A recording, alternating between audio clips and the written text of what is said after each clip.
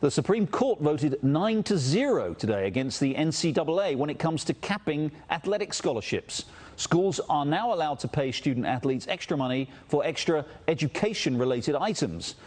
So could this open the door for paying players outright in the future? Well, let's get the read on this from sport agent Doug Eldridge. Doug, thanks for being here. Hey, thank you for having me. So how big a deal is this for college athletes? It's significant. First of all, the fact that we get a unanimous decision seems pretty rare these days from the Supreme Court, much less on this. This is incredibly significant. They affirmed a lower court decision indicating that artificial caps or restraints or barriers to education-related benefits was an antitrust violation. In other words, anything that's connected to a student-athlete's education should not be capped. But more importantly, to your question, this arguably does open the floodgates to the bigger issue, which is compensating student athletes for the second part, not being students, but rather the athletic benefit that they provide to the university, be it through salary or more likely an NIL, name, image, and likeness that we see on the horizon.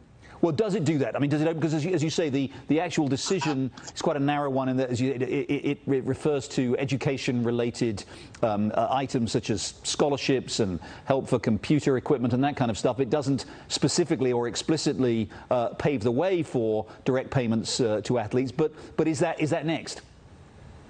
Well, it was the accompanying opinion written by Justice Kavanaugh, who said, short of all caps, bold font, the NCAA is not above the law. That in any other context, to limit the amount of compensation or prohibit it altogether under the notion of amateurism would seem patently unfair, if not illegal on its face. So what he was really saying is, get me the right case and I would love to try this NIL, this name, image, and likeness. The NCAA has been banging on the door and begging Congress to get something enacted by July 1st. Clearly, that's not going to happen on a national level. And on that same date, 6 states, including key states when it comes to college athletics, California, Alabama, Florida, and some others, are already set to enact their own state-based legislation governing a student's ability to make money off of their name, image, and likeness. Now, we're not talking about a salary for being an athlete, but rather the opportunity to capitalize and cash in on their marketability off the field, court, track, or pool. Doug, that's what we're going to see coming up. Doug, we did get a statement from the NCAA, which reads in part, and I quote,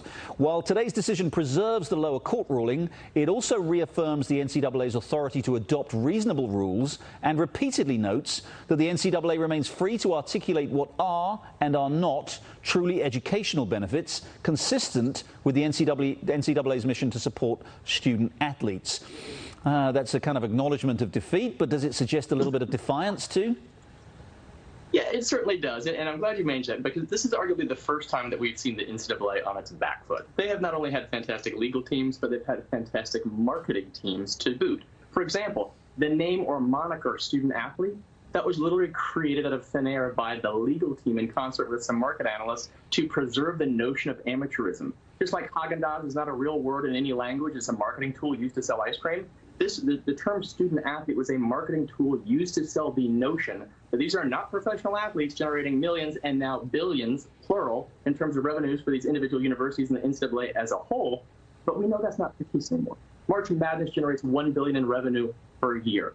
The bowl system doubles that. So this is $1 billion entity that's been around for 115 years. All right. And it's also significant because the last time the Supreme Court really weighed in was 1985, and that's when they removed the cap on the number of times a school could be on national television. Right. Well, when that happened 30-something years ago, revenue has exploded, arguably creating the billion-dollar industry that we're seeing today. All right. This is the beginning, not the end. Doug Eldridge, thanks for clarifying that for us. Thanks very much.